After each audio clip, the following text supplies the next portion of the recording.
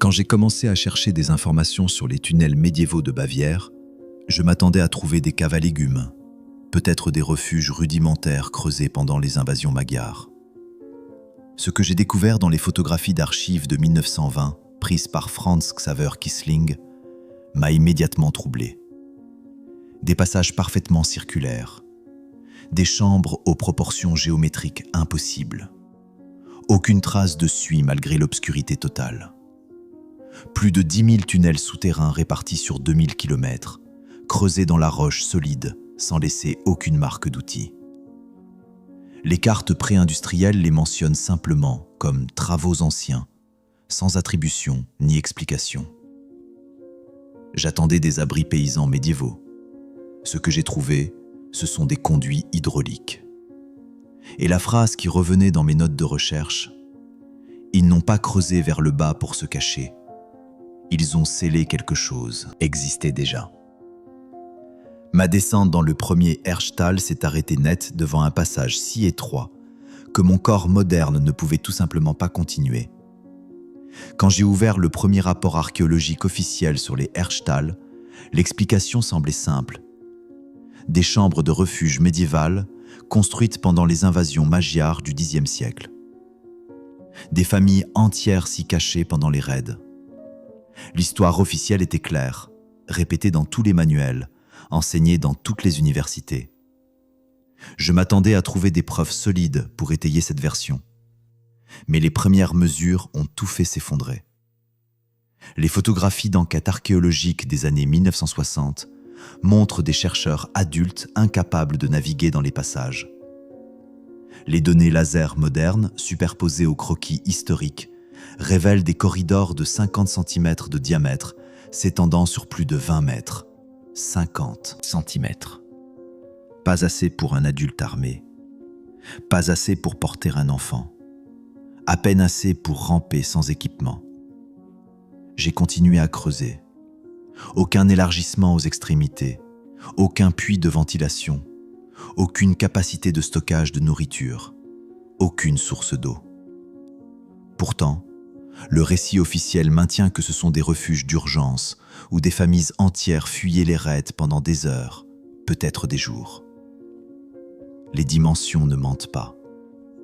Un passage de 50 cm ne peut pas accueillir une famille. Il ne peut même pas accueillir un homme adulte avec des armes ou des provisions. Alors pourquoi l'appeler un refuge ? Et puis j'ai remarqué quelque chose dans la documentation. Les premiers écrits sur les Herztal n'apparaissent qu'en 1723 dans des relevés cadastraux bavarois. Ils les décrivent comme « déjà anciens ». Déjà anciens en 1723. Pas construits au Xe siècle, découvert au XVIIIe siècle et déjà vieux. Cette époque. J'ai cherché des archives médiévales. Les registres de l'Église entre 900 et 1200 après Jésus-Christ documentent méticuleusement chaque projet de construction mineure, chaque réparation de chapelle, chaque agrandissement d'église, chaque mur de monastère. Des pages et des pages de comptes détaillés, mais aucune mention des Herztal. Pas un mot sur leur construction, leur utilisation ou leur but pendant la période où ils étaient censés être construits. Le silence documentaire est total. Alors j'ai examiné les dimensions encore une fois, le diamètre des tunnels, et j'ai trouvé quelque chose. Les spécifications correspondent exactement aux conduits d'eau décrits dans les manuels d'ingénierie du XVIIIe siècle référençant des travaux hydrauliques hérités d'origine inconnue. Les proportions géométriques suggèrent des canaux de résonance harmonique, pas des passages humains. Des conduits conçus pour le flux, pas pour l'occupation. Et puis j'ai trouvé les sorties. Chaque Herztal qui n'avait pas été délibérément rempli se connectait à l'eau. Source, ruisseau, nappe phréatique. Tous connectés. Pas des refuges, des canaux. Quelque chose n'allait vraiment pas avec l'histoire officielle. Et j'ai réalisé que je ne regardais pas des abris médiévaux, je regardais une infrastructure hydraulique que personne ne voulait expliquer. Je m'attendais à ce que les Herztal montrent des variations régionales, des styles de construction différents selon les zones, des improvisations locales. Après tout, S'ils ont été construits par différentes communautés médiévales sur des siècles, ils devraient montrer de la diversité architecturale. Ce que j'ai trouvé m'a glacé le sang. Les mêmes proportions, les mêmes angles, à travers des centaines de sites séparés par 800 km, sans aucune communication documentée entre les régions. J'ai superposé des plans provenant de sites Bavière, en Autriche, en République tchèque. Les chambres ovoïdes maintiennent un rapport de 1,2 pour 1 avec une tolérance de 2%. Pas approximativement, exactement. Les transitions angulaires apparaissent au même degré. Les proportions dimensionnelles se répètent avec une précision mathématique. Les notes d'arpenteur du XIXe siècle expriment une confusion ouverte sur cette uniformité mathématique sans planification centrale. Ils ne pouvaient pas l'expliquer, alors ils ont cessé d'essayer. Les chambres elliptiques sont taillées dans du calcaire solide, pas de marque de ciseaux, pas de tentatives ratées, pas de courbe d'apprentissage entre les exemples précoces et tardifs. Chaque site montre le même niveau de maîtrise immédiate. J'ai cherché des explications sur la technologie. Les outils officiellement disponibles au Xe siècle étaient des ciseaux en fer et des coins en bois. Mais ces outils laissent des marques, des entailles, des traces de percussion, des erreurs de jugement, des corrections de trajectoire. Les surfaces des Herztal ne montrent rien de tout cela. J'ai examiné les archives des guildes médiévales. Ces organisations documentaient tout. Techniques d'apprentissage, méthodes de maître maçon, contrats de construction, registres de paiement. Des milliers de pages survivent détaillant chaque petit projet de construction à travers l'Europe médiévale. Mais zéro mention de la construction d'Herztal. Aucune attribution, aucun contrat, aucun registre de paiement. Malgré les dossiers financiers exhaustifs de l'Église survivant de la même période, détaillant chaque réparation mineure de chapelle. Comment 10 000 sites montrent-ils des proportions identiques, sans guilde, sans plan maître, sans entrepreneur documenté, sans aucune trace de coordination? Les rapports de chambre correspondent aux fréquences de résonance acoustique documentées dans les études du Herth, XVIIIe siècle, sur les temples d'eau anciens. La forme elliptique apparaît dans les manuels architecturaux pré-réinitialisation comme optimale pour la distribution de pression dans les systèmes hydrauliques souterrains. Pas médiévale, pas primitive, pas construite par des paysans effrayés creusant avec des outils en bois. Non. Quelqu'un avec une compréhension sophistiquée de la géométrie, de l'acoustique et de l'hydraulique a conçu ces chambres. Quelqu'un qui a construit selon un modèle standardisé sur des milliers de kilomètres. Les mêmes proportions, les mêmes angles, à travers des régions qui n'étaient censées jamais communiquer. À moins qu'elles ne suivaient un modèle provenant de quelque chose de plus ancien. Et c'est à ce moment-là que j'ai commencé à regarder non pas comment elles ont été construites, mais ce qui les avait construites. Parce que la réponse médiévale ne tenait tout simplement plus. Je m'attendais à trouver des marques d'outils sur les surfaces des tunnels, des traces de pics, des trous de forage, des cicatrices de coins. C'est ce que laisse toute excavation médiévale. L'archéologie nous dit que ces tunnels ont été creusés à la main avec des outils en fer primitifs. Alors j'ai cherché des preuves de ce processus. Ce que j'ai trouvé n'avait aucun sens. Les photographies macroscopiques comparant les surfaces d'Herztal à la maçonnerie médiévale documentée ne montrent aucune similitude. Aucune.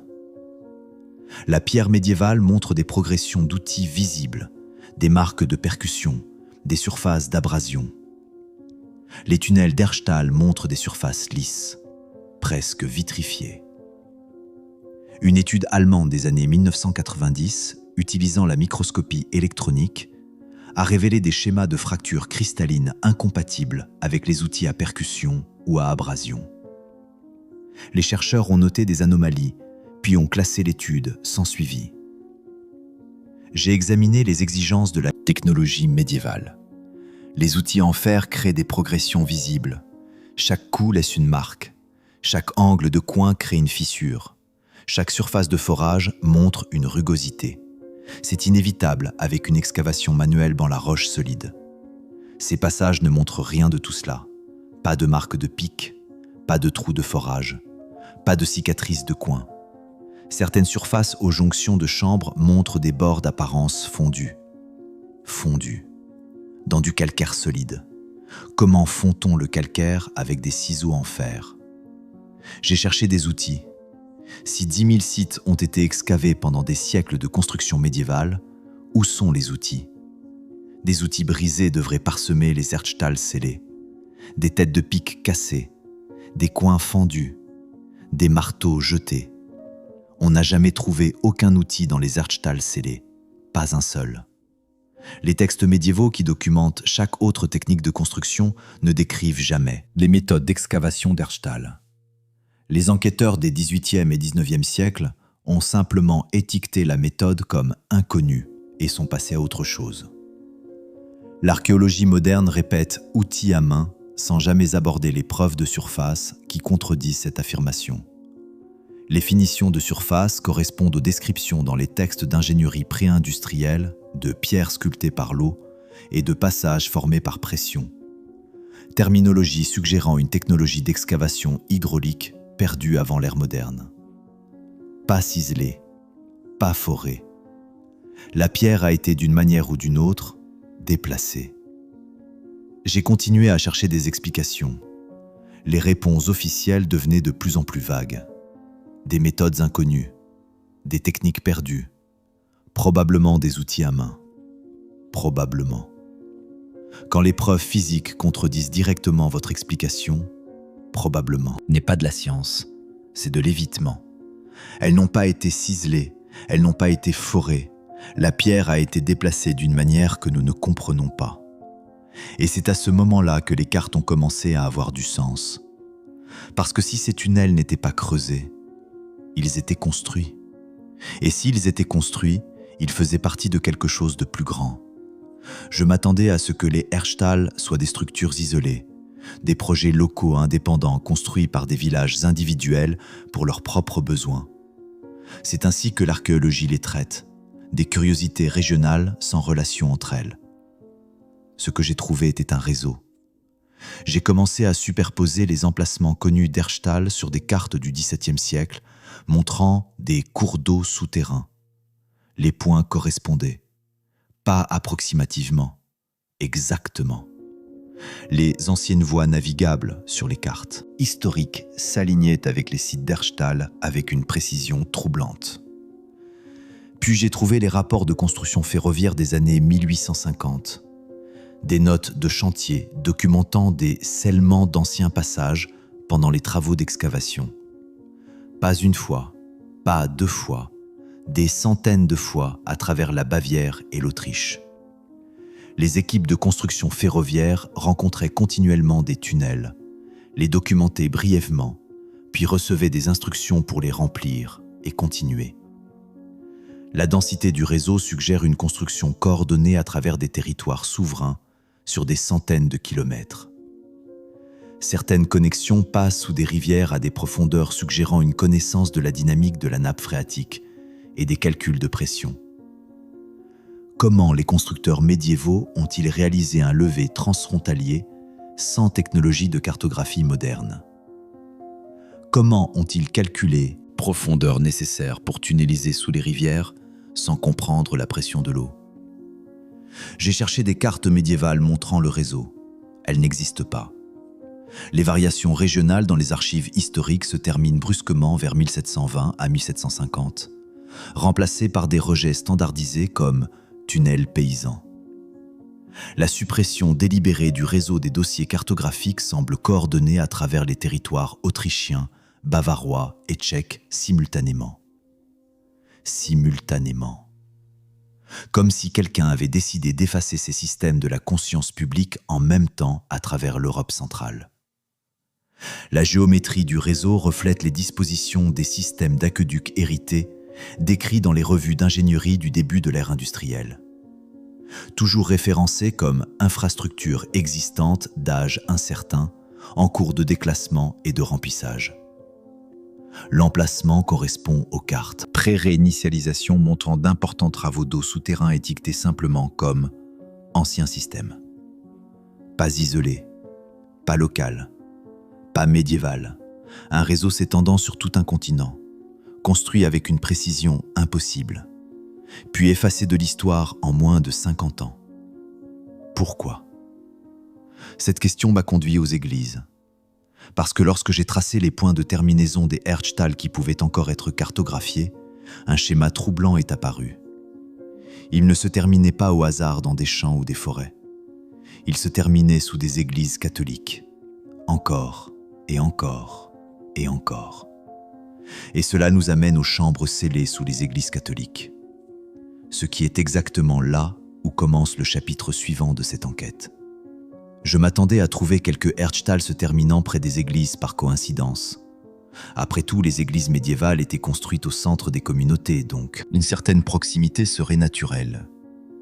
Mais ce que j'ai trouvé n'était pas de la proximité, c'était un alignement précis. Les plans de fondation d'églises des années 1700 à 1800 montrent des annotations répétées, anciens passages scellés. Pas à côté des églises, dessous, directement en dessous.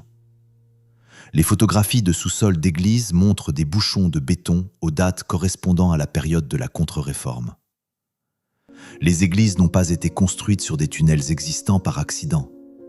Les tunnels étaient précisément alignés avec l'endroit où les églises seraient plus tard construites.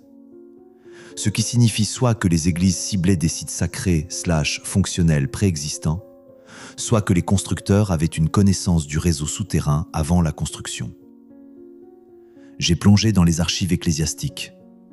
Ces dossiers documentent méticuleusement les coûts de construction des églises, la main-d'œuvre, matériaux, chaque clou, chaque planche, chaque pierre.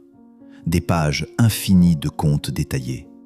Mais les passages en dessous ne sont jamais mentionnés dans les comptes de construction, jamais.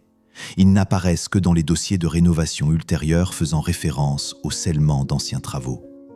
Comme s'ils existaient déjà quand les églises ont été construites, mais que personne n'était censé le remarquer. J'ai cherché des directives papales. Les lignes directrices architecturales de 1650 à 1750 incluent des sections maintenant supprimées sur la gestion des structures héritées. Supprimées. Pourquoi supprimer des directives sur la gestion de vieux tunnels, à moins que ces directives ne révèlent quelque chose de gênant ? Le schéma reflète un phénomène mondial. Des sites sacrés construits au-dessus de structures païennes qui montrent une sophistication technologique dépassant les constructeurs qui les ont couverts. Les points de terminaison des Herztal sous les églises suggèrent la cooptation d'une infrastructure fonctionnelle en usage symbolique / religieux après que le but original ait été oublié. Ou pas oublié, supprimé. Parce que lorsque j'ai examiné le calendrier des scellements, il correspondait aux périodes de rénovation d'églises et de campagnes de consolidation ecclésiastique.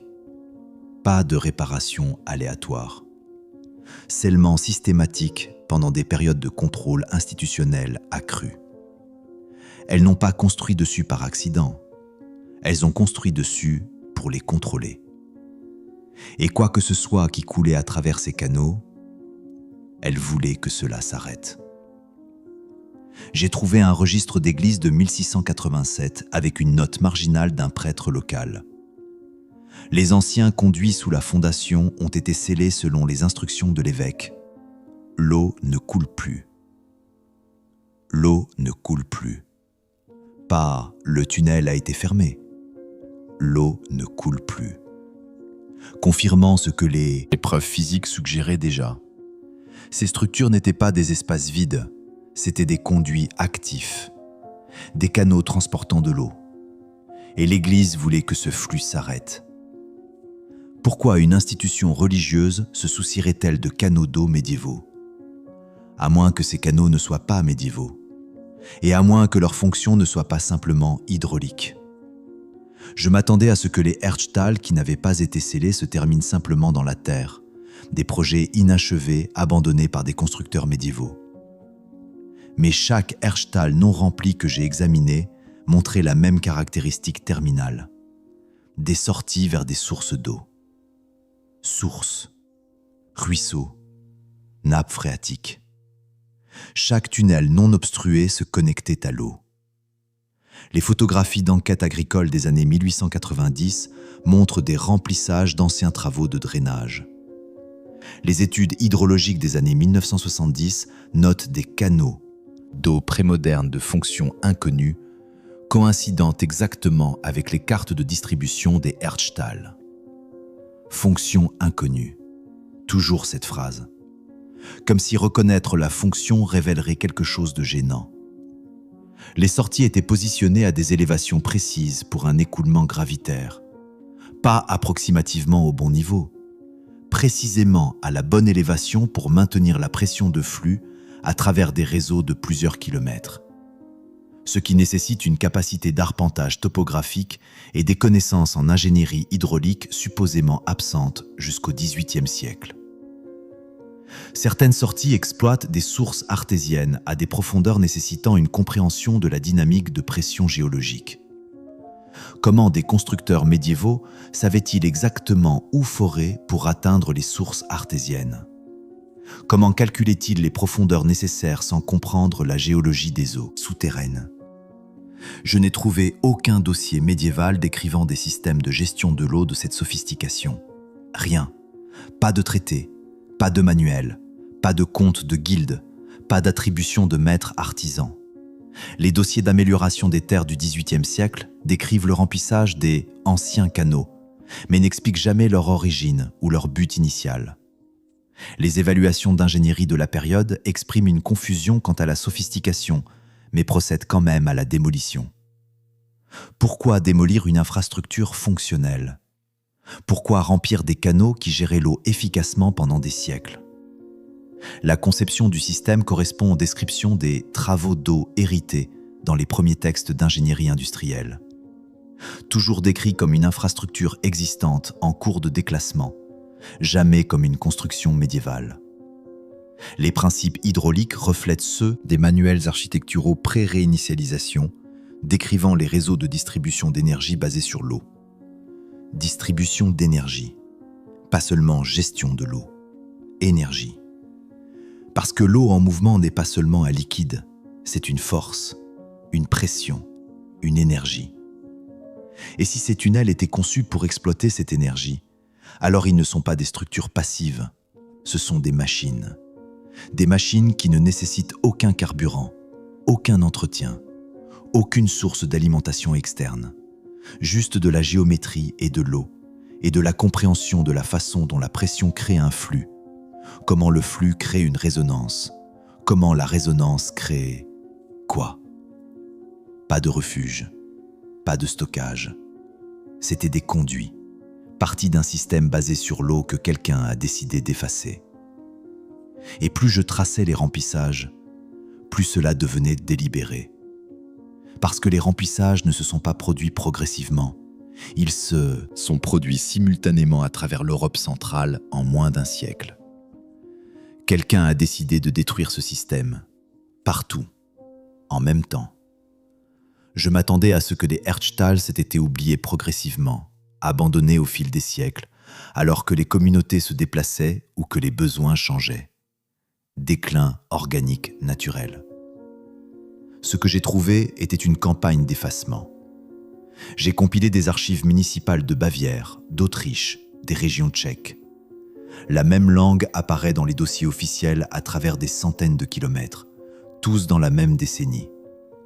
Scellement d'anciens passages, remplissage de tunnels primitifs, fermeture de travaux souterrains non autorisés. Non autorisés. Comme si quelqu'un avait soudainement déclaré que ces structures vieilles de plusieurs siècles nécessitaient une autorisation. Et bien sûr, aucune autorisation n'a jamais été accordée. Les décrets impériaux des autorités habsbourgeoises et bavaroises entre 1720 et 1820 mandatent la fermeture des travaux souterrains non autorisés, pas des suggestions, des mandats, avec des conséquences pour la non-conformité. Plus de 10 000 sites traités en moins d'un siècle. La coordination nécessaire pour cet effort dépasse de loin le traitement des vieux trous médiévaux obsolètes. C'était systématique, financé, appliqué. La coordination de la campagne d'effacement à travers les frontières politiques suggère une autorité centralisée ou une compréhension partagée de la menace / du but. Pourtant, aucun document de planification centrale ne survit. Aucun. Comme s'ils avaient été délibérément détruits après l'achèvement de la campagne.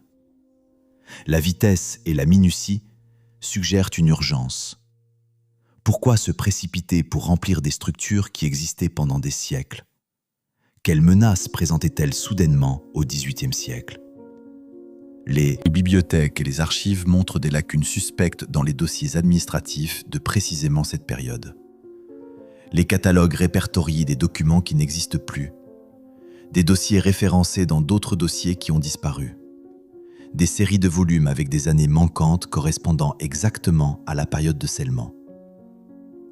La littérature archéologique moderne traite le scellement comme un processus progressif et organique, malgré les sources primaires montrant une action coordonnée et mandatée. L'écart entre les preuves et la description actuelle est troublant. Le calendrier coïncide exactement avec la période de consolidation post-réinitialisation.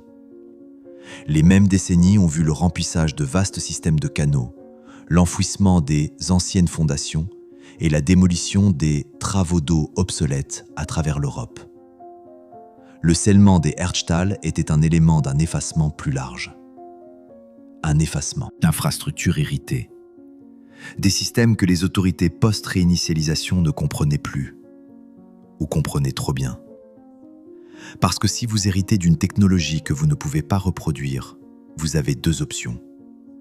Admettre que la civilisation précédente était plus avancée, ou détruire les preuves et prétendre que vous avez construit le monde à partir de zéro. Ce n'était pas de la négligence, ce n'était pas du progrès. C'était la destruction systématique d'un système qu'il ne comprenait plus. Ou pire, un qu'il comprenait trop bien. Un système qui montrait que notre monde moderne n'est pas le sommet de la réalisation humaine. C'est un rétrogradage. Je m'attendais à ce que l'explication du refuge ait au moins une plausibilité technique de base. Peut-être qu'elle ne tenait pas sous un examen minutieux, mais je pensais qu'elle aurait du sens superficiellement. Puis j'ai examiné les données de ventilation, les tests. Atmosphériques, dans des répliques de tunnels scellés modernes, montrent que les niveaux d'oxygène s'épuisent en quelques minutes dans des passages de 30 mètres avec plusieurs chambres. Pas des heures, des minutes. Le dioxyde de carbone s'accumule immédiatement dans des espaces confinés sans circulation d'air. Je suis retourné aux plans originaux. Aucun puits de ventilation. Zéro. Aucune preuve architecturale de technologie de ventilation. Aucune provision pour la circulation de l'air. Aucun conduit d'évacuation documenté comme ayant été retiré. Les illustrations historiques tentant de montrer l'utilisation par les réfugiés représentent des personnages positionnés de manière impossible dans des zones appauvries en oxygène. Les artistes dessinaient à partir de l'imagination, pas de l'expérience, parce que l'expérience réelle aurait signifié l'étouffement. Aucune trace de suie provenant de torches, ce qui signifie soit qu'ils se cachaient de l'obscurité totale, soit qu'ils n'utilisaient pas de torches. Mais les torches auraient accéléré l'épuisement de l'oxygène, rendant les tunnels inhabitables encore plus rapidement. L'histoire officielle maintient que les familles se sont abritées ici pendant des heures, peut-être des jours, pendant les raids. Mais la science atmosphérique de base rend cela physiquement impossible. Vous ne pouvez pas survivre dans un espace scellé de 50 cm de diamètre sur 30 mètres de long, sans ventilation pendant plus de quelques minutes. Je n'ai trouvé aucun conte médiéval décrivant l'utilisation réelle pendant les invasions. Aucun. Pas de chronique, pas d'histoires orales, pas de récits de témoins oculaires. Juste l'hypothèse du XXe siècle selon laquelle ils devaient être des refuges parce que... Qu'aurait-il pu être d'autre? Aucun reste squelettique trouvé en posture d'urgence. Aucun artefact cohérent avec un refuge paniqué. Pas d'armes tombées, de réserves de nourriture, d'objets d'enfants. L'absence est traitée comme une preuve d'évacuation complète plutôt que comme une preuve de non-utilisation. Mais le problème de ventilation disparaît si les tunnels étaient des conduits d'eau, pas des espaces humains. Les dimensions, la géométrie et l'absence de provision d'air sont toutes cohérentes avec des canaux hydrauliques pressurisés où l'accès humain n'a jamais été prévu. La conception optimise la dynamique des fluides, pas la survie humaine. Les proportions de chambre créent une régulation de pression. Les transitions angulaires dirigent le flux. Les sorties maintiennent la pression du système. Elles n'ont jamais été conçues pour les gens. Et une fois que vous voyez cela, tout le reste se met en place. La géométrie, les sorties, le réseau. Ce n'étaient pas des abris. C'était une infrastructure hydraulique couvrant un continent, construite avec une sophistication que nous attribuons faussement à notre propre ère industrielle. Avant d'aller plus loin, si vous êtes toujours là, si vous ressentez cette même étincelle que j'ai ressentie quand j'ai commencé ce voyage, faites-moi une petite faveur. Appuyez sur le bouton « J'aime » maintenant. Pas pour l'algorithme, mais parce que cela me dit que vous êtes l'une des rares personnes qui veulent vraiment la vérité. L'un des rares qui voit ce qui est caché entre les lignes. Je m'attendais à ce que les chambres soient juste des espaces vides, des trous dans le sol sans caractéristiques particulières. Mais quand les chercheurs ont commencé à effectuer des tests acoustiques dans les Herzstal préservés, quelque chose d'étrange est apparu. Les chambres résonnaient, pas au hasard, à des fréquences spécifiques. Les visualisations modernes de cartographie acoustique montrent une concentration de fréquences dans les chambres elliptiques. Pas un écho aléatoire, des ondes stationnaires, des schémas de résonance harmoniques. Les géométries de chambre créent des pics de fréquences aux harmoniques correspondant à la résonance du coup de bélier hydraulique et à la régulation de pression. J'ai trouvé une étude d'ingénierie allemande de 1930 notant une résonance curieuse dans les tunnels. Les chercheurs l'ont documenté, puis l'ont classé comme une anomalie. Aucun suivi, aucune investigation ultérieure. Juste, curieux, et puis silence. La précision des angles nécessaires pour créer ces effets exige une capacité d'arpentage et mathématique au-delà des outils médiévaux. Vous ne créez pas accidentellement des chambres à résonance harmonique avec des ciseaux et de la chance. Vous les concevez, avec une compréhension de l'acoustique, de la dynamique des fluides et de la propagation des ondes, supposément absente jusqu'à l'ère moderne. Aucun texte médiéval ne fait référence aux propriétés acoustiques. Les premiers enquêteurs modernes ont noté la résonance, mais n'avaient aucun cadre pour l'expliquer, alors ils l'ont rejeté comme une coïncidence. L'archéologie moderne ignore complètement les données acoustiques, se concentrant uniquement sur les dimensions spatiales. Pourquoi ignorer des données mesurables? Parce qu'elles suggèrent un but qui contredit le récit du refuge. L'ingénierie acoustique correspond aux descriptions dans les textes pré-industriels de chambres chantantes et de temples d'eau. Toujours décrits comme des structures héritées dont le but était peu clair mais dont les propriétés acoustiques étaient documentées. Les principes harmoniques reflètent ceux de l'architecture tartarienne, où la géométrie servait des fonctions énergétiques/hydrauliques à travers la résonance. Pas la décoration, pas le symbolisme. Fonction. Les chambres n'ont pas été sculptées pour l'espace, elles ont été accordées pour la fréquence. Et cela signifie que celui qui a construit cela comprenait l'eau comme l'énergie. Pas seulement un liquide à stocker ou à transporter, l'énergie. La pression devient résonance. La résonance devient quoi? Mouvement? Force? Quelque chose que nous avons oublié comment exploiter. J'ai continué à creuser. Parce que si les Herzstal montraient cette sophistication, ils ne pouvaient pas être un phénomène isolé. Ils devaient faire partie de quelque chose de plus grand. Et c'est exactement ce que j'ai trouvé. Ces tunnels n'existaient pas seulement en Bavière et en Autriche.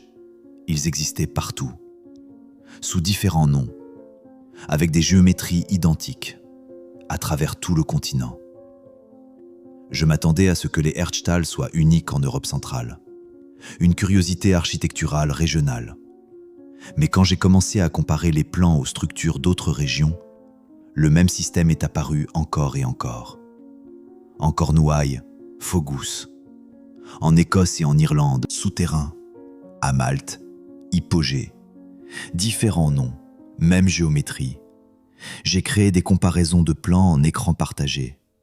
Chambres d'Herztal, de Fogou et de Souterrain. Proportions identiques malgré des milliers de kilomètres de séparation.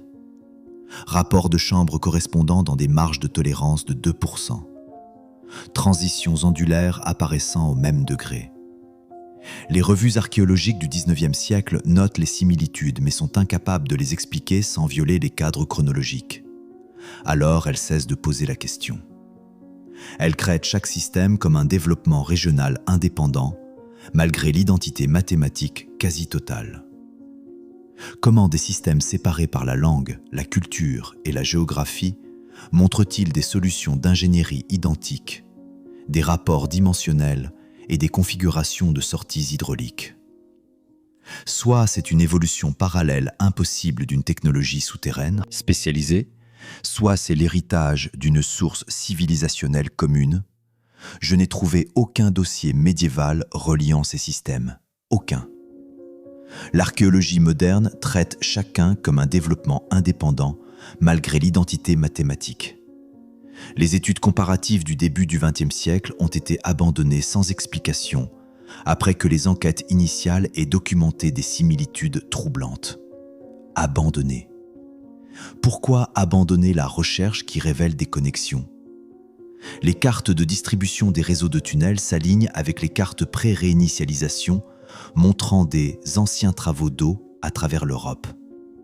Les principes de conception unifiés suggèrent une civilisation s'étendant sur tout le continent, avec des normes d'ingénierie cohérentes. Exactement correspondant au cadre tartarien d'une infrastructure hydraulique héritée plus tard fragmentée et mal comprise par les cultures régionales. Pas d'invention locale, pas de développement parallèle, un système, une civilisation, s'étendant sur tout le continent avant qu'il ne soit enterré et oublié.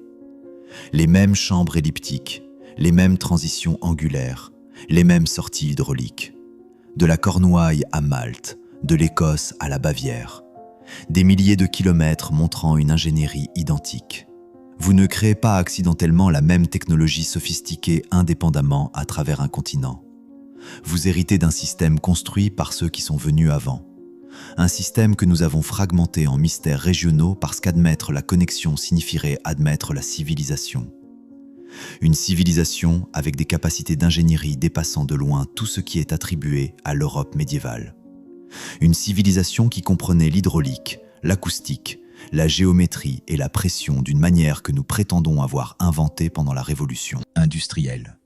Sauf que nous ne l'avons pas inventée, nous l'avons redécouverte, et même alors, pas complètement.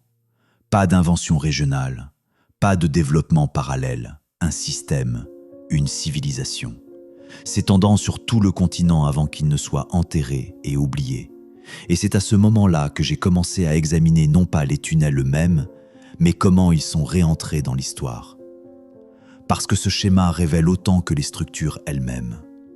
Je m'attendais à ce que les Herztal aient été redécouverts progressivement, étudiés soigneusement, puis intégrés dans la compréhension historique. Ce n'est pas ce qui s'est passé. Les journaux de construction ferroviaire du XIXe siècle documentent un schéma. Découverte de tunnels, confusion des ingénieurs quant à l'origine, puis instruction laconique de remplir et continuer. Encore et encore. Des ingénieurs avec des outils d'arpentage modernes exprimaient leur perplexité quant aux méthodes de construction et à la précision, puis recevaient l'ordre de tout détruire. Les comptes de journaux des années 1880 à 1920 décrivent des passages anciens mystérieux, suivis de déclarations officielles les rejetant comme des caves paysannes. La curiosité publique rencontrait un dédain institutionnel immédiat. Les ingénieurs industriels avec une formation moderne ont documenté leur perplexité dans les rapports primaires.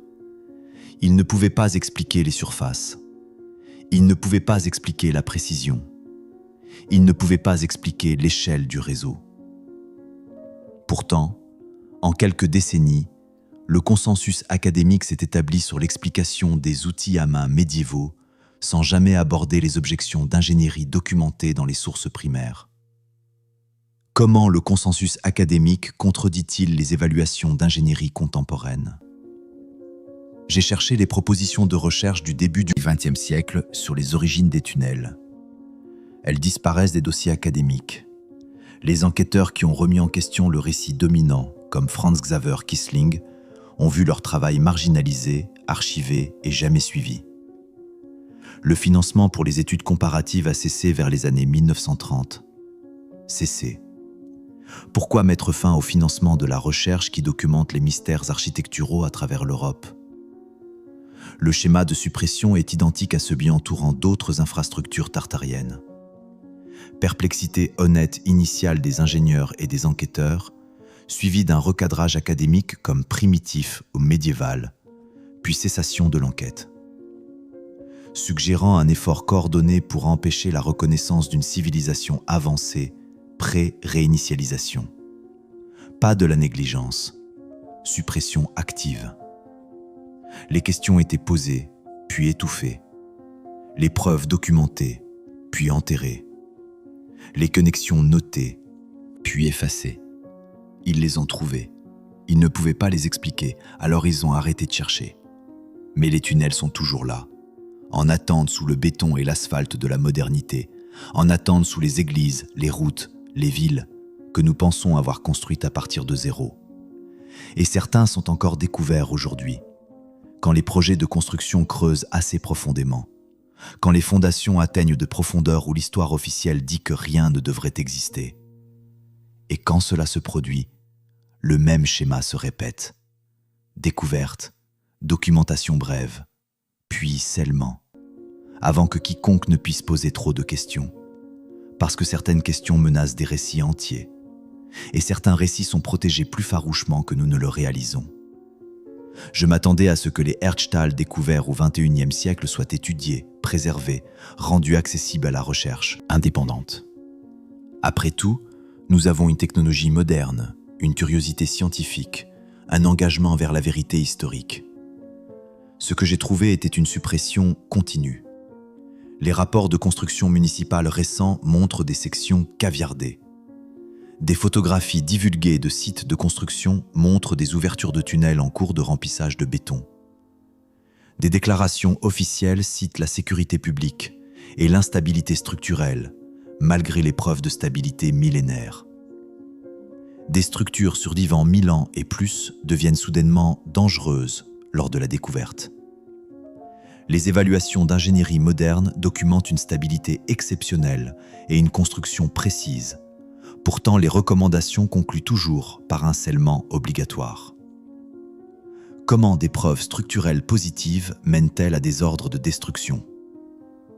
Les justifications de sécurité sont incohérentes avec les preuves structurelles. Les tunnels montrent une intégrité exceptionnelle, aucune fissuration, aucun effondrement, aucun mouvement géologique. Pourtant, dans les semaines suivant la découverte, des équipes de construction reçoivent l'ordre de remplir, sceller, détruire. L'accès public au site de découverte est refusé. Les enquêtes détaillées menées par les autorités restent classifiées ou restreintes. Les demandes académiques d'accès à la recherche sont systématiquement rejetées. La couverture médiatique est minimale et rapidement oubliée.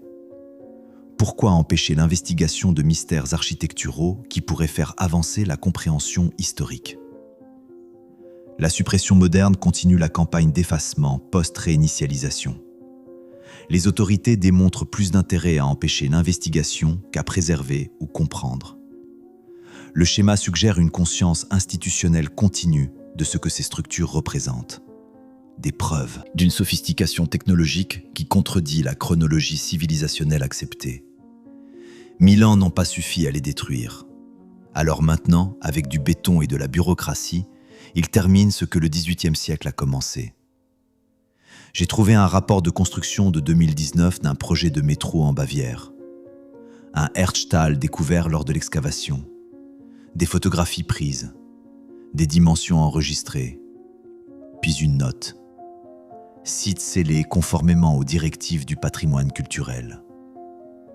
Directives du patrimoine culturel. Comme si détruire des preuves était une préservation. L'accès refusé, les détails restreints. Le public informé uniquement qu'une ancienne cave a été trouvée et traitée de manière appropriée. Traitée de manière appropriée. Langage de code pour enterrer avant que quiconque ne puisse remettre en question le récit. La question est pourquoi ? Pourquoi un État moderne avec une technologie avancée aurait-il peur de vieux tunnels ? Pourquoi sceller des preuves architecturales qui pourraient faire avancer la connaissance ? À moins que la connaissance elle-même ne soit la menace. À moins que reconnaître ces structures pour ce qu'elles sont révèle quelque chose que les institutions ne sont pas prêtes à admettre. Que notre monde moderne n'est pas le sommet de la civilisation humaine. C'est la reconstruction après un effondrement. Et les véritables bâtisseurs, nous les avons enterrés. Et cela nous amène à ce qui est encore là-bas. Les chambres scellées qui ne nous laisseront pas voir. Ce qui est exactement là où commence le chapitre final. Je m'attendais à ce que les Erdstall connus représentent le système complet. Que ce que nous pouvons voir et mesurer soit tout ce qu'il y a. Mais les données de radar à pénétration de sol racontent une histoire différente. Des vides étendus sous les Erdstall connus. Des vides suggérant que le réseau documenté n'est que la couche de surface. Des vides montrant que quelque chose de beaucoup plus vaste s'étend en dessous. Les références historiques à des passages inférieurs, systématiquement scellés pendant la campagne du XVIIIe siècle, apparaissent dans les dossiers municipaux, puis disparaissent. Les enquêtes qui mentionnent des travaux plus profonds s'arrêtent brusquement, sans explication ou suivi. Les photographies de bouchons de béton dans les chambres terminales ne montrent aucune explication officielle pour ce qui se trouve au-delà. Juste du béton. Des tonnes de béton coulées dans des terminaisons de tunnels qui, selon les autorités, ne mènent nulle part d'important. Pourquoi sceller des fins mortes avec du béton de qualité industrielle ? Les preuves suggèrent de multiples couches de réseau à des profondeurs croissantes. La technologie requise pour l'excavation et l'ingénierie multiniveau souterraine à travers un continent éclipse le récit médiéval officiel. Certains terminaux scellés montrent de la pierre travaillée continuant vers le bas, au-delà des limites d'investigation. La pierre travaillée continuant vers le bas. Pas se terminant, continuant. Ce qui signifie que des niveaux plus profonds existent. Des niveaux que quelqu'un a décidé de sceller de manière permanente. Les références aux réseaux plus profonds disparaissent des dossiers après les années 1750. Les rapports de chambres inférieures rejetés sans investigation. Les autorités modernes refusent les permis d'excavation pour les chambres terminales, citant de vagues préoccupations de sécurité, malgré des preuves structurelles montrant une stabilité exceptionnelle. L'infrastructure hydraulique multiniveau correspond aux descriptions dans les textes d'ingénierie supprimés de systèmes d'eau hérités, avec profondeur inconnue et travaux inférieurs scellés à l'âge précédent. Suggère non pas une seule période de construction, mais un héritage d'une civilisation avec des capacités dépassant de loin tout ce qui figure dans la chronologie historique acceptée. Les Erdstall représentent la couche supérieure, la plus accessible, d'un vaste système souterrain délibérément enterré et oublié. Combien de niveaux se trouvent en dessous ? Combien de kilomètres de tunnels s'étendent au-delà de ce que nous avons cartographié ? Quelle chambre, quel mécanisme, quelle technologie repose sous le béton que les autorités ont coulé ? Nous ne le saurons jamais. Parce qu'elles ne nous laisseront jamais creuser. Parce qu'admettre ce qui se trouve là-bas signifierait admettre ce que nous avons perdu, ce que nous avons enterré, ce que nous appelons progrès, pas primitif, pas médiéval, pas nôtre. Un réseau hydraulique s'étendant sur tout le continent, construit avec une technologie que nous pouvons documenter, mais ne pouvons pas expliquer, sceller délibérément, effacer systématiquement, et toujours là, sous les églises, les routes, les villes que nous pensons avoir construites. Quand j'ai commencé cette recherche, je cherchais des refuges médiévaux, des trous simples dans le sol creusés par des paysans effrayés, C'est ce que l'histoire nous dit qu'ils sont. C'est ce que les manuels enseignent. C'est ce que l'archéologie répète. Mais chaque preuve contredit ce récit. Des passages trop étroits pour les humains. Des géométries trop précises pour des outils primitifs. Des réseaux trop étendus pour une construction régionale. Des propriétés acoustiques trop sophistiquées pour des coïncidences. Des connexions hydrauliques trop cohérentes pour des projets isolés. Pas médiévales, pas primitives, pas explicables dans les cadres que nous acceptons. Les Herzstals ne sont pas des anomalies. Ils font partie d'un système qui s'étendait sur tout le continent européen. Un système avec des normes d'ingénierie cohérentes, une géométrie harmonique et une sophistication hydraulique dépassant ce que nous attribuons à toute civilisation pré-industrielle. Un système que quelqu'un a systématiquement détruit. Les campagnes de scellement du XVIIIe siècle, les remplissages lors des constructions ferroviaires du XIXe siècle, les fermetures bureaucratiques du XXIe siècle. 3 siècles d'effacement continu, 3 siècles de destruction de preuves, 3 siècles de suppression d'investigations. Pourquoi ? Parce que ces structures prouvent que notre compréhension de l'histoire est fausse. Elles prouvent que la civilisation avant nous n'était pas primitive. Elle n'était pas médiévale. Elle était avancée. Pas avec des moteurs à vapeur et de l'électricité, mais avec une ingénierie naturelle qui harmonisait avec le monde au lieu de le combattre. L'eau comme énergie, la géométrie comme technologie, la résonance comme force. Des principes que nous avons oubliés, puis enterrés, puis prétendus n'avoir jamais existé. C'était la Tartarie, pas un pays, pas un empire, un système. Une civilisation qui utilisait l'eau, la géométrie et la pression comme un système intégré. Une civilisation qui créait de belles structures qui étaient aussi des machines fonctionnelles. Pas des moteurs que nous alimentons, mais des structures qui s'alimentent elles-mêmes. Et nous vivons dans ces ruines. Les églises construites sur des terminaisons de tunnels, les villes construites au-dessus de réseaux scellés, les routes pavées sur des chambres remplies. Nous avons tout construit au-dessus d'une infrastructure que nous ne comprenions plus. Une infrastructure que nous avons enterrée parce qu'admettre son existence signifierait admettre notre propre régression. Les Herzstals ne sont pas des mystères. Ils sont des preuves. Des preuves d'une civilisation avec des capacités que nous ne pouvons pas reproduire avec nos propres méthodes. Des preuves que le progrès n'est pas linéaire. Des preuves que nous ne sommes pas le sommet. Les chambres plus profondes restent scellées. Les niveaux inférieurs restent inexplorés. Les autorités continuent de couler du béton sur chaque nouvelle découverte. Parce que chaque tunnel révélé est une autre fissure dans le récit. Une autre question que nous ne sommes pas censés poser. Qu'est-ce qui se trouve encore là-dessous ? Quel système avons-nous hérité et pris pour notre propre invention ? Quelle technologie avons-nous enterrée, puis oubliée, puis redécouverte sous des noms différents, en prétendant que nous les avons inventées ? Les tunnels ne répondent pas à ces questions. Ils prouvent seulement que nous avons posé les mauvaises. Peut-être que le monde avant nous était bien plus avancé, avec une sorte d'ingénierie naturelle que nous ne comprenons plus. Peut-être que ce que nous appelons progrès n'est que la reconstruction lente de ce que nous avons détruit. Peut-être que chaque Herzstal scellé est une autre pièce d'un puzzle que nous refusons d'assembler. Parce que si ceci est ce qui a survécu sous un système, imaginez ce qui dort encore sous le reste.